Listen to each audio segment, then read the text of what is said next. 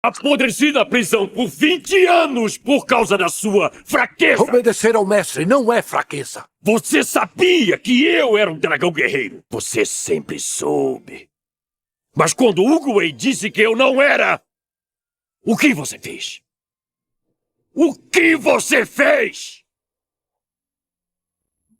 Nada! Tai Lung não é só um vilão. Ele é facilmente um dos personagens mais bem escritos da DreamWorks. Não porque ele está certo, mas porque faz sentido. Kung Fu Panda poderia ter sido só mais uma animação divertida sobre artes marciais e piadas, mas quando você olha com atenção e percebe que o primeiro filme conta uma história muito mais pesada do que parece, digamos, uma história sobre expectativa, rejeição e identidade. No centro disso tudo está o Tai Lung. Tai Lung foi encontrado deixado de frente do Palácio de Jade, e o Shifu é o que encontra ele. E aí, obviamente, ele foi cuidando dele como se fosse um pai. Mas aí tem um detalhe que muda tudo. O Shifu vê que o Tai Lung tem bastante talento nas artes marciais, no Kung Fu. E aí ele vê algo no garoto que ele pode ir muito além.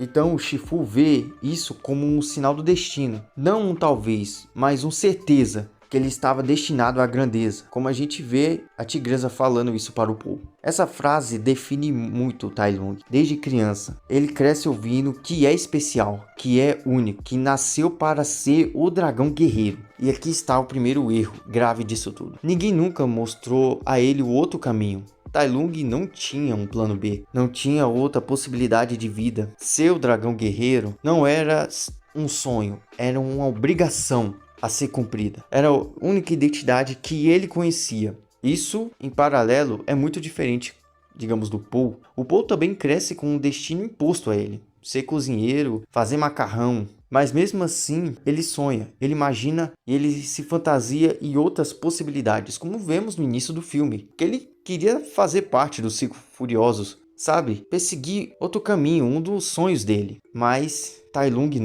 não teve isso. A vida inteira dele ele foi construído em torno de uma única promessa. Quando o Uguay olha para ele, ele vê algo que o Shifu se recusou a ver, a maldade. E sim, ela existe. Mas essa maldade não nasce no nada, ela nasce da frustração, da obsessão e da quebra de identidade. Quando o Tai Lung é rejeitado como dragão guerreiro, algo nele morre. Não é só um não, é uma negação de tudo que ele é, do que foi ensinado a ser. Aí vem o colapso. Ele enlouquece, ataca a vila, ataca inocentes, ataca o próprio Shifu, que era o pai para ele, ataca o Uguay. E aí, aqui, não tem como defender o Tai Lung. Ele cruza uma linha sem volta. Mas dá para entender o porquê ele chegou ali. Se você tirar tudo de alguém, essa pessoa não tem mais nada. O que sobra? Raiva. O filme deixa muito claro que o Shifu não soube amar sem controlar. Ele queria moldar o Tai Lung, queria decidir o futuro dele, queria garantir que tudo saísse conforme é planejado. A gente vê isso desde o início do filme, com os Cinco Furiosos, com a decisão do Uguay de tornar o Paul o dragão guerreiro. Isso se repete bastante no filme. Aí quando o Uguay diz que o Tai Lung vai voltar, o Shifu tenta controlar o destino de novo. Manda reforçar a prisão, aumenta a segurança, manda um mensageiro e, ironicamente, isso que causa a fuga dele. O Uguay já tinha avisado, você não pode controlar tudo. Meu amigo, o panda só cumprirá o destino dele e você o seu quando você se desprender da ilusão de controle. Olhe para essa árvore, Shifu. Eu não posso obrigá-la a dar flores quando me convém, nem obrigá-la a dar frutos antes da hora. Mas há coisas que podemos controlar. Posso controlar quando a fruta cairá. E posso controlar onde plantar a semente. Isso não é ilusão, mestre. Sim, mas não importa o que você faça. Essa semente se tornará um pessegueiro. Pode desejar uma maçã ou uma laranja, mas terá um pêssego.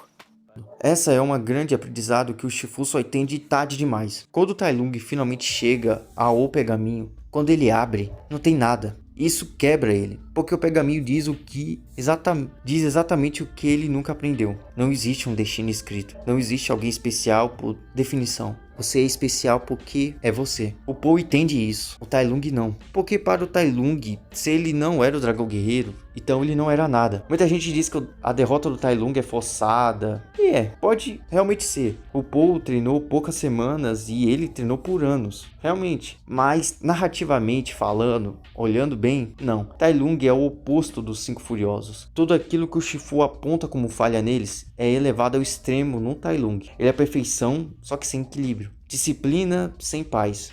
Força sem identidade. O Paul vence não porque é o mais forte, mas porque ele entende algo que o Tai Lung nunca conseguiu. No fundo, o Tai Lung representa algo muito real. Peso da expectativa.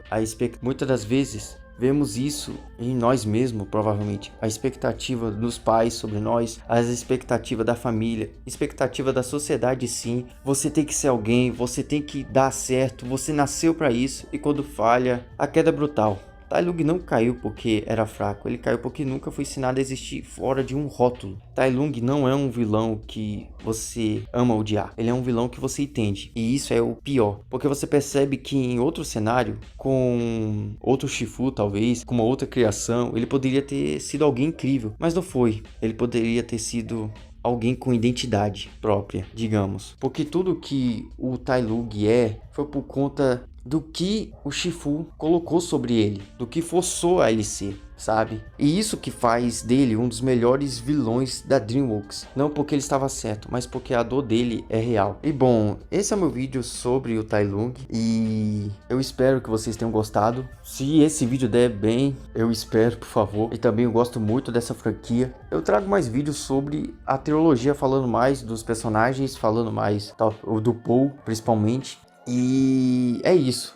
Não se esqueçam de se inscrever no canal, ativar as notificações. E é isso. Nós nos vemos na próxima. Tchau.